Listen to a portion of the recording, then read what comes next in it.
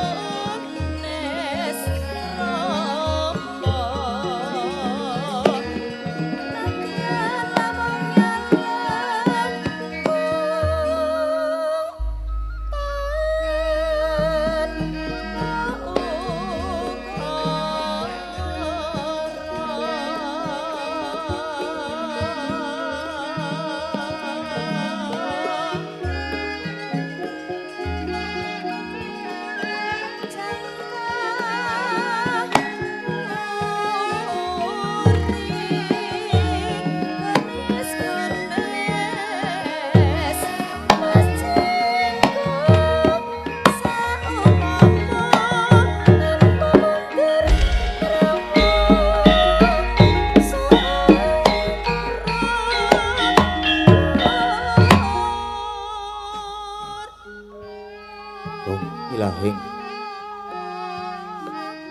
ilahing awi kena mastu penama sidam awi kena mastu silat mringwang jagat karono siran tondo kawe sisaning bisono sono sinaulang wilopo restu masil stantun lampahing buddha sinantur tutur katelo tulo-tulat mring labden waradya winursita ngumpama paraming niskara karna gya tumiying jaman purwa winusuda trengkang dinamadama pinardi tameng lalata mangya tekap wasananing gupita tanpun renggeng pralambang matumpa-tumpa marma panggung sang murweng kata purwakaning carita linarik rututing basa dongeng kuna musrasa linaras saya karaos mulasari rohang rasa ani ruing diri rasa rumangsa rumangsan lir jalma ngilukaca jarweh Gusiraku cahing carita lo becik wis gumelar jroning pakliran ya kang sejati hampir sani pagelaran ringgit purwa Surya Candra Darum Yang Kartika kinurba kudrating kang kawasa sarirati angget ribawana para ing tenging dosina gilir gumanti tanpa kembuh teman dadi petanganing dina sasi warsi windu kang sarta abad daruku lantang artu mangkar sinirambuh Jawa pating krembyah dadi pepadhanging kutu-kutu alang atoga Purana yang Brontoya dadi branaan kang tanpa wicalan jalu manungsa tinitah priya wanita sponta-ponta anut golonganing bangsa dewi-dewi Negari pundhita ingkang kawedita Purwa eka marang sawiji adili nuwih dasa 10 Purwa marang wiwitan. Senadyan kathah titahing dawa ingkang sinunggahing pratiwi kinasunganing akasa kinapiting samudra. Raja sami anggana raras nanging datan kadya ingkang genuping dalu samangke. Yakti ingkang sinebat gumlaring negari Ngamarta ya negari Indraprastha ya ing Batana Kawarsa ya ing Cintakapura kapadosta kinarya kandha saratri mangke awit ngupaya negari 100 tanantuk kalih negari 1000 tan jangkep sadasa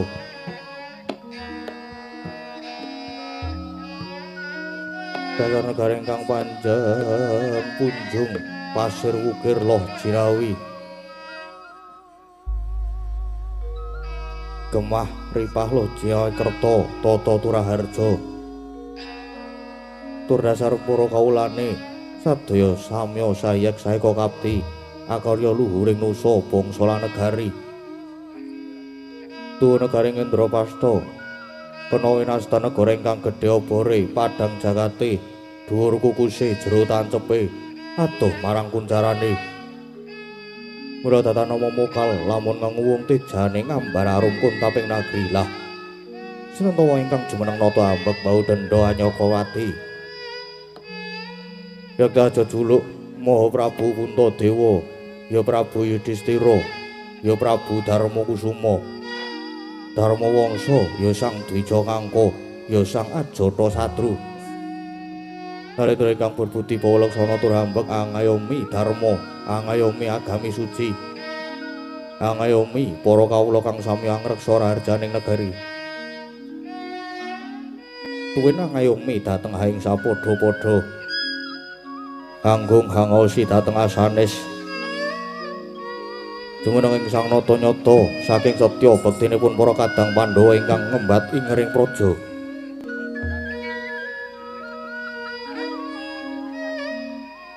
kapungkel semanten kawibawaning praja awit lamun to ginunggung nadyan saratri tanana pedhote nujuri sajuga sang nata kepareng miyos tinanggil mungguing sitinggil binaturata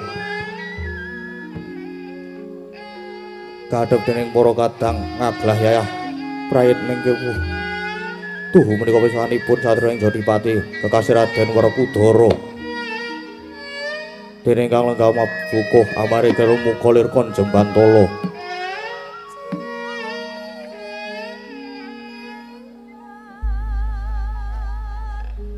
tuh menika pisanipun Sang Pamadya satriya ing Madukara kekasih Raden Harjuna ya Raden Janaka ya Raden Permadi datan kantun piswanipun satriya kembar kemanikan niki Raden Nakula saha Raden Sedewa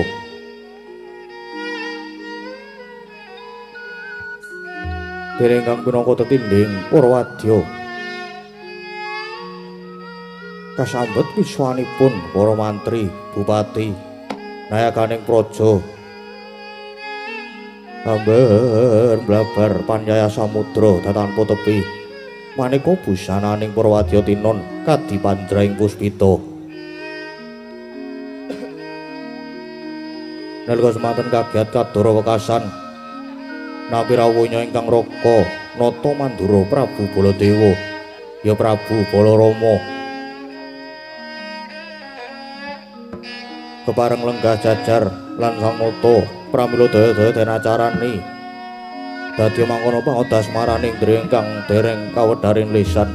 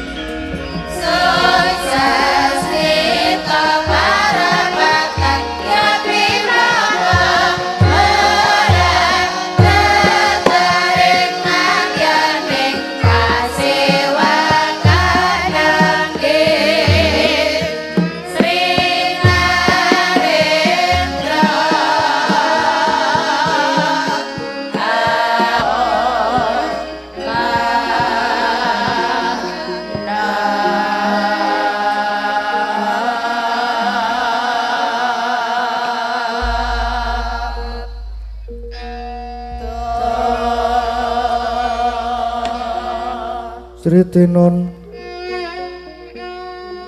ning wase akan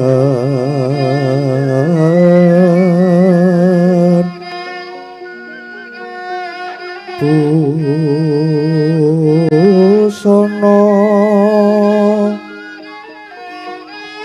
maneka warna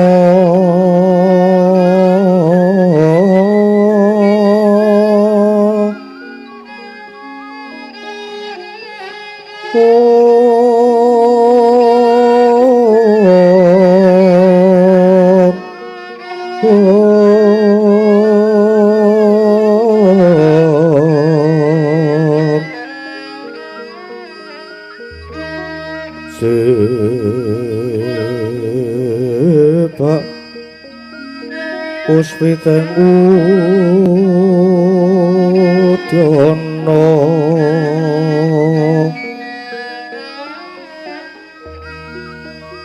yang banjara saroro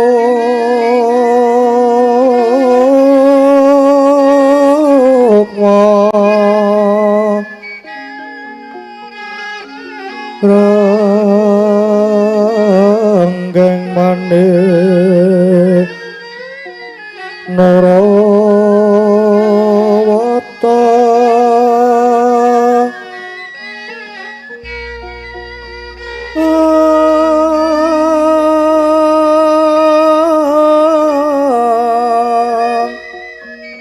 ana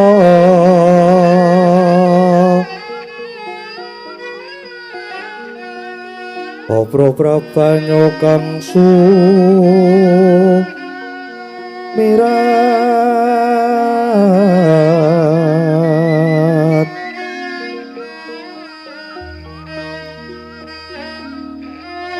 kenyaring deca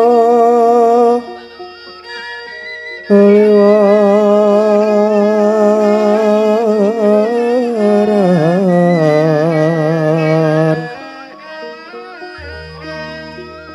lereki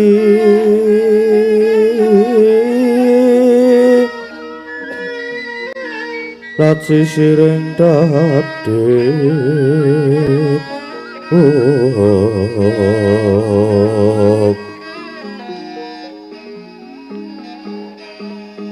wimbo kekondong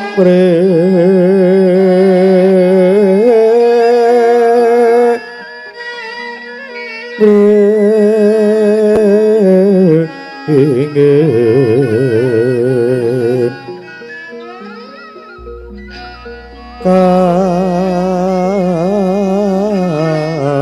katiuping samirono pondro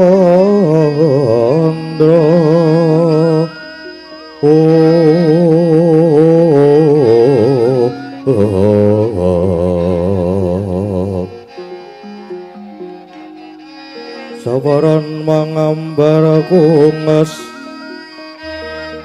ngepeki madyaning pasyakan tandya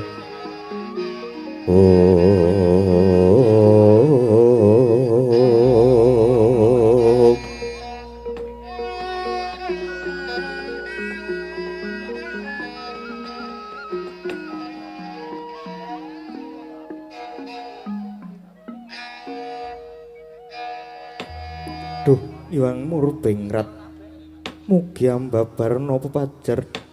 Duh, jimat pepunden kula ing madya pada prapteng delahan. Koko Prabu ing Mandura. Dereng dangu rawuh paduka sasampunipun lenggah kanthi prayogi.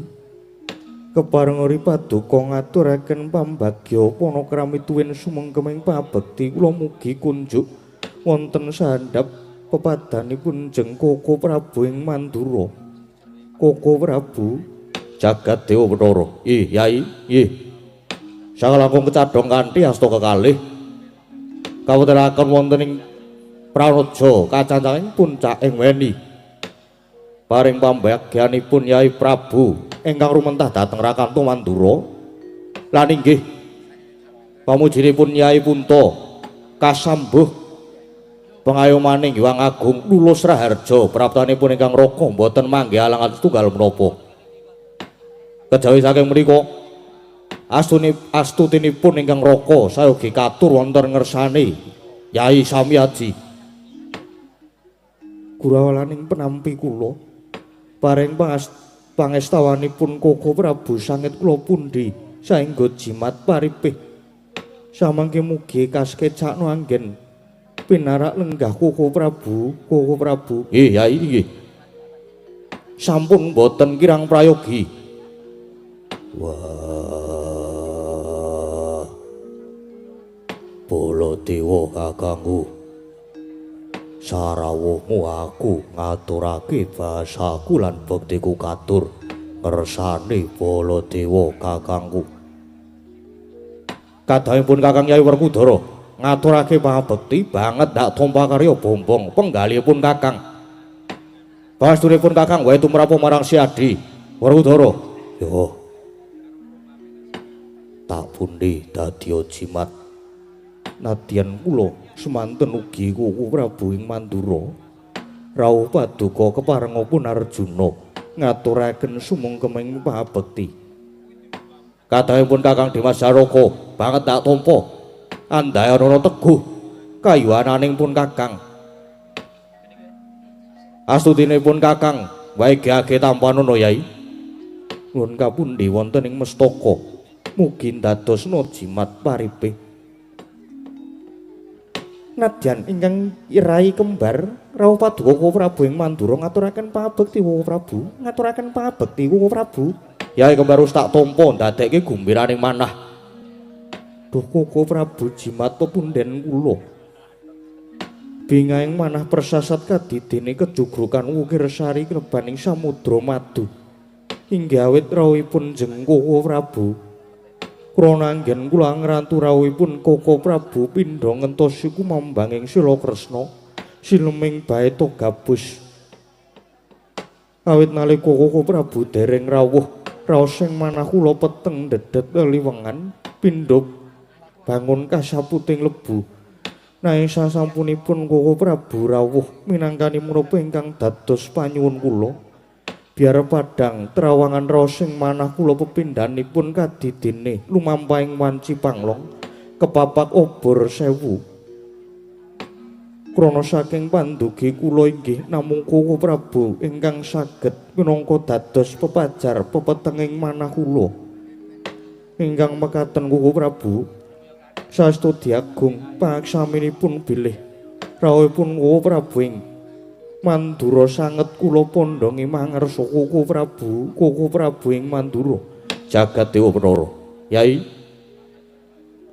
diagung pangaksaminipun Yai Prabu dene semuran datanggen kula minangkani menapa ingkang dados pamundhutipun Yai Prabu. Lajeng cumadong dawuh Yai wonten wigatos ingkang kados pundi? Lan menapa ingkang dadosken duh kita ninggalih Yai, mbok bilih saged kawedharing kathah. Soai lajeng kula aturi mbabaraken ingkang raka sampun sumedya nilingaken karna manglungaken jangka murih terwaca anggen kula nampi sabdanipun Yai Prabu.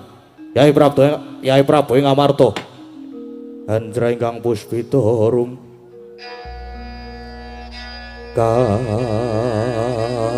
kasiliring samirana mrih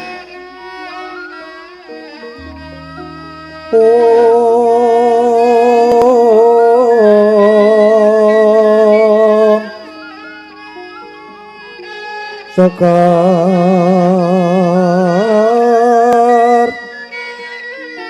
kadung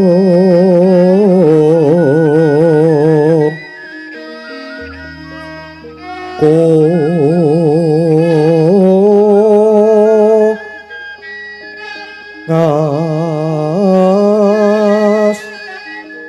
kandanyo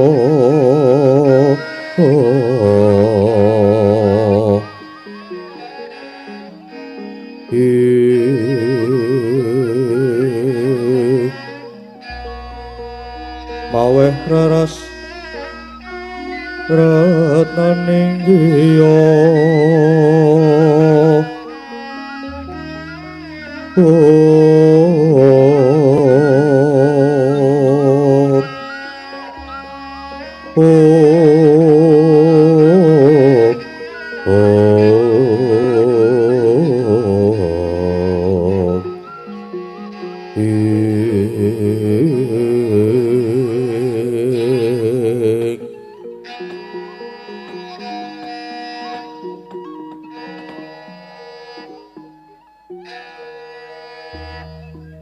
Koko Prabu ingkang dadosaken pepetenging manah kula prasasat suduk gunting tatu kalih sepisan sampun sawetawis trimadya candra etang kalenggahan menika negari Ngamarta kados dene nampi wolakipun Jawata awit kawontenanipun negari Ngamarta kalenggahan menika prasasat remeng remu sorotipun kados layu Koko Prabu. Negari Ngamarta ingkang rumiyin tentrem samenika malah dados tintrim. Ngamarta ingkang kondang nanging samenika malah kebak ing reh priatinan penandang. Kejawi ketaman pagebluk mayangkara nanging ugi kathah prahara ingkang nuwuhaken mapinten-pinten bebanten inggih kurban bondo donya inggih nyawa. Satemah para kawula pating jerit reyungan. Menika ingkang sepisan ingkang kaping kalih wonten lelampahan kados mekaten Koko Prabu ing Ndarawati inggih Koko Prabu Sri Bathara Kresna ingkang pinangka dados pengesuhipun utawi kusiripun para kadang Pandhawa malah sampun sawetawis wanci boten rawuh ing negari Ngamarta. Semanten ugi Kakang Semar Badranaya ingkang ugi pinangka dados pamomong para kadang Pandhawa sampun sawetawis wedal ugi boten seba caos Koko Prabu. Inggih perkawis menika ingkang sanget dadosaken jibeg-bebeg ing manah kula. Pramila Koko Prabu rening sawetawis wanci Koko Prabu Sri Bathara Kresna dereng kepareng rawuh saking panginten kula inggih namung paduka Koko Prabu Mandura ingkang kula anggep pinangka dados wakilipun Koko Prabu Kresna ingkang mekaten kepareng oparing sabda tumrih dados wajaring lelampahan menika Koko Prabu ing Mandura. Jagat mangestu wayah Brara jagat. Sabdanipun Nyai Prabu sampun kula tampi kanthi terwaca. Nanging Nyai tumrap kula menika malah kepasan yudha katujuh inu tegesipun kaleresan. Menapa daruranipun mekaten Koko Prabu? Inggih. Krana Nyai Prabu Puntakala wau ngendika bilih sampun sawetawis wanci Nyai Prabu Kresna malah dereng rawuh wonten negari Ngamarta. Lah sejatosipun prabanipun ingkang raka ing Mandura menika malah ugi badhe wewarta dhateng paduka Yai. Badhe paring kabar babagan menapa Koko Prabu? Lho. Menapa Yai Prabu dereng pirsa? Rikalenggahan menika Yai Kresna sawetawis wonten pundi? Inggih, dereng Koko Prabu. Lah menika kula caosi prisa Kyai. Bilih sampun sawetawis wanci, Yai Kresna samenika malah mapan utawi lenggah wonten Karang Kadempel. Pramila boten nama mokal menawi Yai Kresna dereng saged rawuh wonten negari Ngamarta. Kalebet Kakang Semar inggih boten seba caos. Krana inggih nembe kedayowan Yai Kresna niku lan mbok menawi Yai Kresna wonten Karang Kadempel menika namung badhe nyengkuyung dhateng gegayoanipun Semar. Satemah Yai Kresna klepian lan lirwa dhateng jejibahanipun minangka dados pengayoman lan kusiripun putra para kadang Pandhawa. Menika Yai. Lah menapa Yai Punta dereng prisa utawi mboten dipun tarosi bab gegayoanipun Kakang Semar? Inggih dereng Koko Prabu. Kakang Semar gadah gegayuhan punapa? Wah lah dalah Yai. Kakang Semar ing rikalenggahan menika gadah gegayuhan badhe bangun kayangan. Pramila lajeng dipun sengkuyung kalian Kresna menika. Wah, Baladewa kakangku. kepareng aku sumlatur. Yo, Dimas Werkudara napa? Aku tak takon. Semar kok bakal bangun kayangan kuwi sing mbok karepke kepiye? Lah ya kuwi. Pun Kakang dhewe ya gumun. Nganti tekan saiki isih tuwuh tandha pitakonan, Semar kok malah bangun kayangan ki mengko karep sing kepiye? Umpama to bangun kayangan banjur kayangan ngendi sing bakal dibangun? Merga kayangan kuwi werna-werna. Moko kayangan kuwi papane para dewa, tur manggone ya ora ana ning Marcapada. Umpamane Semar bakal bangun kayangan yen manut wawasane Baladewa kakangku, wah kuwi bener apa salah? Loh, perkat pakartine Semar kuwi mau genah yen to luput. Kok Baladewa kakangku iso ngluputke? Dasare apa? Werkudara, nggih. Pun Kakang wis ngendika ing ngarep yen to kayangan kuwi papane para dewa. Tur ya wis duwe jeneng dhewe-dhewe umpamane. Kayangan Suralaya, ya kayangan Jonggreng Saloka, kayangan Kaendran, kayangan Nguntara Segara, kayangan Suduk Pangudal-udal lan sak panunggalane. Mula yen Semar bakal bangun kayangan kuwi tak anggap luput gedhe, luput gedhe. Lupute nggon ngendi? Lupute merga Semar wani nyahak wewenange ratu ning para dewa ing kayangan. Ya kowe pukulun Bathara Guru. Dadi umpama bangun kudune sing menang bangun ya pukulun Bathara Guru. Nek tumrapaku perkara iki ditelusur luwih dhisik aja grusah-grusu mundhak kesluru dalan buntu. Lan aja nganti awake dhewe malah dadi glora-gleru karo Semar. Ya nek sing dikarepke Semar bakal bangun kayangan kuwi kaya sing dikarepke Baladewa kakangku. Lah nek dudu kepiye? Mula perkara iki awake dhewe kudu pratitis. Lan yen pancen ancas lan gegayuhane Semar kuwi tumuju marang kautaman kang migunani kanggo bebrayan agung, wah awake dhewe kudu sabiyantu. Lho, lah kok malah arep dibantu kuwi kepiye to? Semar bakal bangun kayangan kuwi genah yen luput. Lah kok malah arep tok bantu kuwi kepiye? Durung karuan luput. Wong kuwi aja gampang nibake Cubriya, kudu ditelusur, ditaliti dhisik. Nek pancen Semar ancase becik kudu dibantu sakutuhe. Ya sakarepmu, sakarepmu. Mengko dibuktekke wae, mengko dibuktekke. Yai. Yai Punta, Koko Prabu kados pundi? Sampun. Babakan Semar badhe mawon kayangan mangke dipun rembak malih. Lah samenika ngrembak babakan negari Ngamarta. Ingkang kados kenging molak utawi nandhang pagebluk. Inggih cumadung dawuh kados pundi Koko Prabu? Yai. Kula menika kadang sepuh, dasaripun kula inggih pun tuwa, wong tuwa menika kedah saged kangge gondelan. Ampun ngantos mrucut saking tembung tutur, uwur lan sembur. Pramila senajan kucem-kucem dipun rawuhi, mrica kecut sauni-unine kula badhe matur. Mbok menawi dados rana amberat pagebluk ingkang nimbrung ing negari Ngamarta, Yai, Yai Punta. Inggih Koko Prabu. Keparenga paring dawuh, Yai. Wontenipun ruhara prahara kang lan kawontenan ingkang kebak kengken prihatin ingkang tumempu ing negari Ngamarta menika, yen saking wawasan kula menika sejatosipun mujudaken pepenget utawi pepeling saking Gusti ingkang nyipta jagat, ngemutaken dhateng para warga ing Ngamarta utaminipun para Pandhawa supados purun awas diri lan dandani dhateng pakarti. Nuwun sewu Yai, nuwun sewu.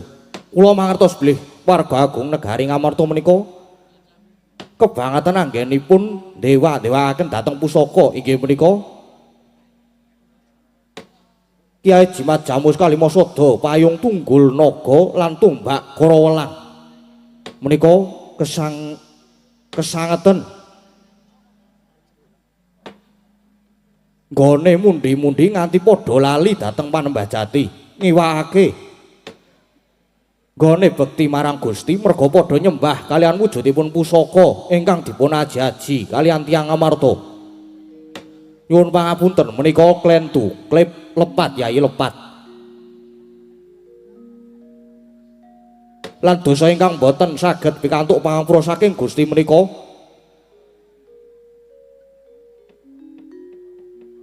Menawi ngantos mlengos saking Panembah Jati lajeng nyembah kalian bangsane pusaka, bangsane kayu, watu menika dosa ageng. Lah pramila saking wawasan kula kangge nyirep reretu ingkang nimbrung ing negari Ngamarta, prayoginipun jimat kalimasa dalan pusaka sanesipun menika kedah dipun singkiraken. Menawi perlu dipun lebur utawi dipun larung kemawon, Yai. Wah, boleh Baladewa kakangku. Piye? Aku sumula atur meneh. Wis cetha lamun jimat Jamus Kalimasada kuwi paugraning praja, dasaring negara lan pepageming bangsa.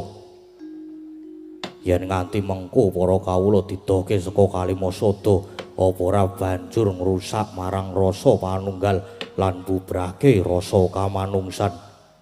Kuwi Baladewa kakangku. Lah sing kleru ya mapan ana kene iki Werkudara. Gusti Pangeran kira ya wis paring wujuding Wedha Suci ingkang pinangka tuntunaning kajiwan jupuk lawan agama kang rinasuk.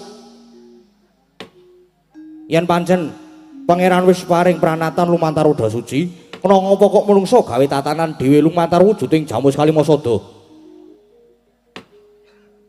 Menungso kuwi ora perlu gawe aturan. Krana pranatan sing wis digawe Gusti, menungso kari nindakake perintah ngedoi marang cegah. Koko Prabu Mandura keparenga kula sumela atur. Ya Arjuna kepiye? Warga agung negari Ngamarta menika boten namung dumados saking setunggal agama, nanging pinten-pinten kapitayan menawi namung ginakaken setunggal paugraning agami lan Wedha Suci, tartemtu niki badhe nuwuhaken daredah lan nuwuhaken bab-bab ingkang boten prayogi lan boten sami ngurmati dhateng bedaning agami kula wau Koko Prabu. Lah yen dibedake ngono kuwi mula ayo dipadhake pramila Yai Punta. Menawi pancen Pandhawa kepengin pedhot ingkang nglimputi negari Ngamarta menika enggal sumilak, srananipun pusaka Jamus Kalimasada, payung tunggul naga lan tumbak krawalang kedah dipun lebur, dipun larung monggo wangsul dhateng Panembah Jati lan tuntunaning Wedha Suci. Menika tentu badhe mangke tentrem lan boten badhe eneng-enengan, boten badhe sikut-sikutan kados mekaten mriku.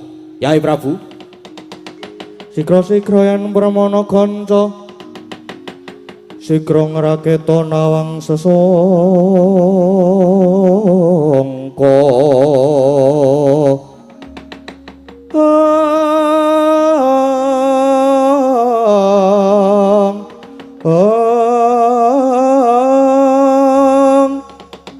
Goyang lenggahing Sri Nalendra ambek maros ing sang katri gumulung mangrempak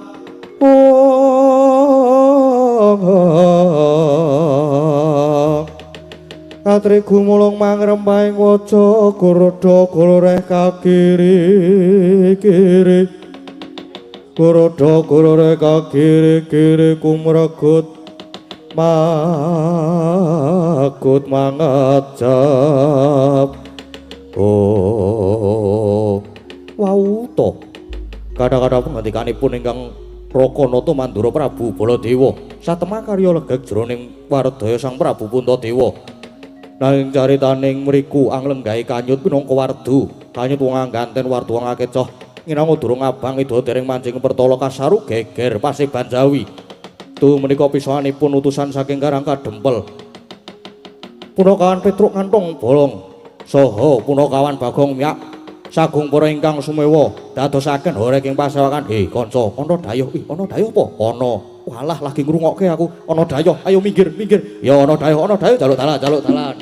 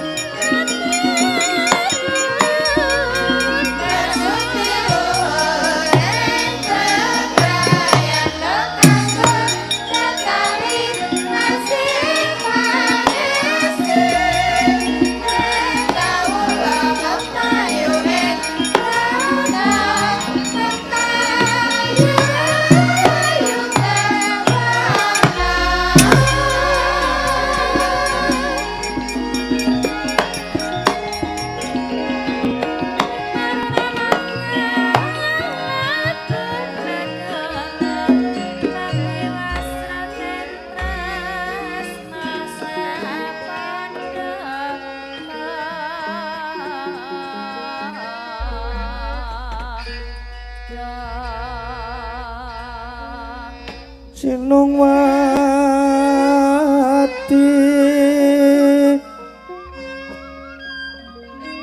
Sinungwati jagat kinari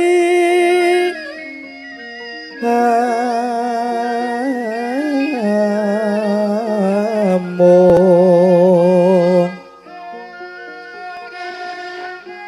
mbak lumembak ombak ing samudra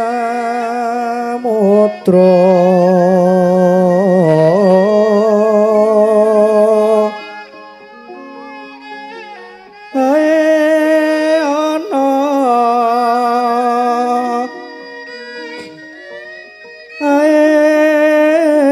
ana bali lumut hambak kanggeng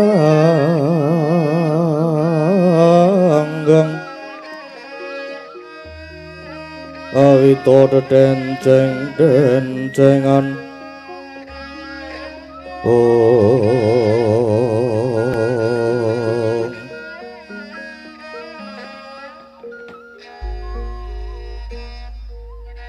nganti gawe oreken pasewakan jebul iki suwane Petruk padha kanthi Raharja biswanira Petruk kanthong bolong nduk amit pasang kali mantap iki nembung lho duni dening tawang-tawang inggih awit mundi pangestunipun sesembahan kula sinuwun Prabu Punta lulus Raharja swan kula mboten manggih alangan setunggal menapa sembah pabekti kula mugi kunjuk sinuwun Yaya Petruk wis ingsun tampa akarya bombong ing tias pangestuning sun wae tampanana inggih sanget anggen kula mundi dadosa jimat aku kok ora dibagake ya Truk ya metu wae Kang kowe iki bak-baki ya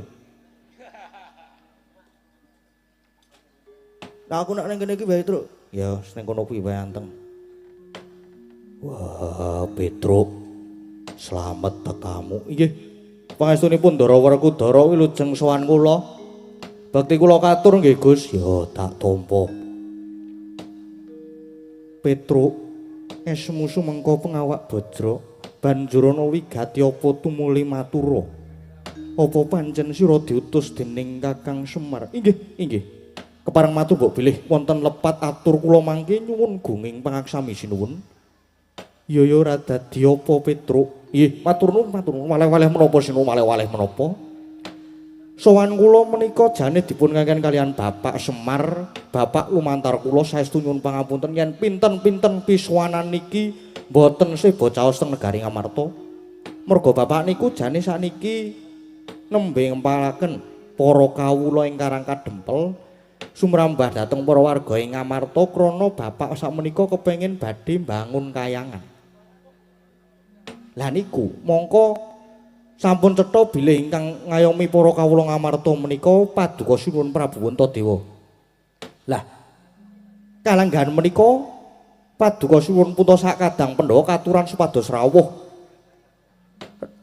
rawuh wonten ing Karang Kadempel nanging sinuwun Punta anggenipun rawuh supados ngasta kagungan dalem jimat Kalimasada pamripun menapa? Supados para kawula niku enget dhateng dasaring praja eling kalian paugraning negara sabab Kalimasada ingkang kaperang dados gangsal inggih menika setunggal bab panembah nomor kalih menika apa ya Ose bab rasa kamanungsan nggih napa mboten ya Petruk ingkang nomor 3 menika aduh lek ku maca ning omahmu apa ya manunggaling bangsa iki menapa mboten iya Petruk nomor 4 utawi nomor 5 menika waduh apa ya kawicaksanan lajeng ingkang nomor gangsal menika inggih Adilwarata lah menika kersanipun Bapak Semar mboten namung diapalke ning bener-bener dihayati lan diamalaken mungguing bebrayan gung sinuwun lan menapa to sebabipun negari Ngamarta menika kok ketaman tintrem lan prihatin ketaman prahara kathah kawula ingkang boten rukun Niku merga pun lali kalih jati diri bangsa ingkang nami jimat kalih Masada. Pramila mawantu-wantu panyuwun kula, para pepundhen kula Pandhawa katuran ninggal rawuh ingkang kadempel kanthi mundi jimat kalih Masada supados para kawula menika ayem tentrem jenjem krana yen para penggede utawi wakil rakyat kersa rawuh teng isor niku wong cilik niku padha marem estu niku makaten atur kula wonten lepat nyuwun pangapunten wasana mugi dadosa penggalian lan kula nyadong dawuh pangendikanipun sinuwun Prabu Puntadewa. Wassalamualaikum warahmatullahi wabarakatuh. Yo Petruk nanging sing gedhe pangapuramu mestine sira wis uninga kalamun kalanggan iki Pasyawakan Agung Kerawan Koko Prabu ing Mandura. Mongko katemben wae ngrembug babagan retu ingkang nempuh ing negara Ngamarta lan manut dawuh pangendikane Koko Prabu Baladewa. Ngamarta bisa sirep saka pageblug lamun para Pandhawa lan kawula Ngamarta gelem nyingkirake pusaka ya kuwi jimat Kalimasada tumbak Karawa lan payung tunggul naga. Lamun pusaka katelu kuwi disingkirake bakal manggih ayem tentrem Petruk. Pusaka tiga disingkiraken. Lho, disingkiraken pripun? Disirnake. Mboten digadhekke mawon. Menawi digadhekke kula diparingi separo. Ora Petruk. Lho tegese berarti dibuang, dicali, dilebur, dilarung ngaten. Ya mengkono kuwi Petruk. Sing ngendika ngoten niku sinten? Koko Prabu Baladewa.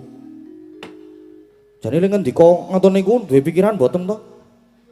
Nuwun sewu lan nyuwun pangapunten mboten kok ateges jenenge wong niku bekti utawi nyembah dhateng pusaka niku mboten.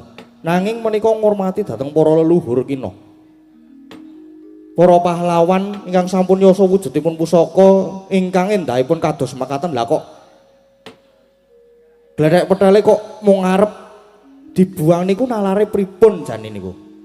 Gek le mikir iki kepiye ngono lho. Mongko Pandhawa niku riyen le golek ya rekoso lho. Niki punaka tandha sejarah lho niki. Mongko wong iki yen lali sejarah niku sami mawon kalih lali sumber. Mongko yen lali kalih sumber bakal ketiwasan. Mula jas merah. Jangan sekali-sekali melupakan sejarah. Jas merah Petruk. Nggih, jas merah. Menawi jas kuning menika benten melih kunan. Ngaten. Nganggo wedha suci Petruk. Mongko Ngamarta niku kapitayane beda-beda. Yen namung ngangge wedha suci siji kira-kira trep napa mboten? Pripun? Mila bab menika kedah dipun penggalih. Mangke nek jimat Kalimasada lan pusaka sanesipun badhe paduka caosaken dhateng Sinuwun Mandura. Ya yen niki Ratu Mandura asli. Niki nek gadungan pripun nek palsu? Pripun ora? Soale nek jaman sakniki niku sulap niku kathah. Wong sakniki nek mobil penyok niku diketok magic. Pun saged kathah magic lho sakniki. Magic kuwi apa Petruk? Magic niku sulapan utawi atraksi. Saniki enten lho teng online ngaten niku sing jual topeng wujud manusia. Niku bahaya niku. Niku jenenge magic. Iya Petruk. Mengke kurang bejane malah Kalimasada terus didol digadhekke kepiye jal? Pripun? Mongko riyen pun ate digadhekke to? Petruk, ora ngawur, mboten guyon sithik wae kok. Kau nek kejem-kejem ki. Niki lho anteng sing jak guyon wae anteng kok. Jenengan omong wae. Wasake mas.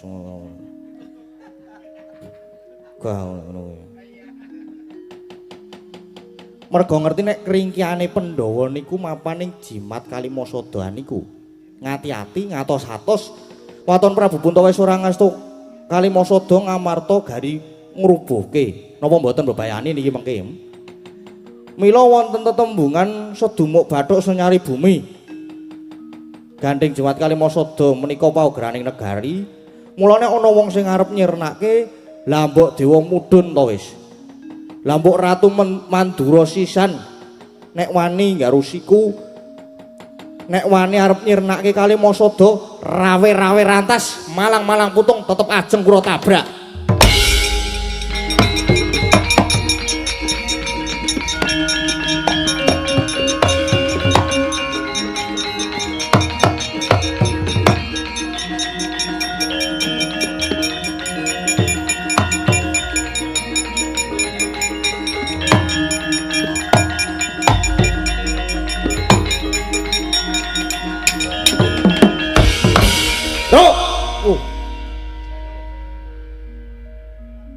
Kula wonten dawuh saking jagat parasmane jajalan iblis lanat. Aku wis graito pasukan agung sing wibawa kaya ngene. Janji ketekan dagelan elek kaya ngene iki. Nggih nyuwun ngapunten nggih. Ngadeg.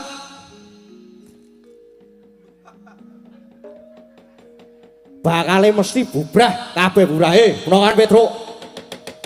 Kowe nek ora ngerti tak kandhani yo. Yen para kawula ngamarta padha nyembah marang Jemat Kalimasada kuwi dadi dosa.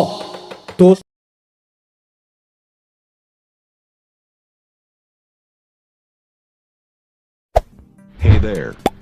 Subscribe to my channel. And also press this bell icon.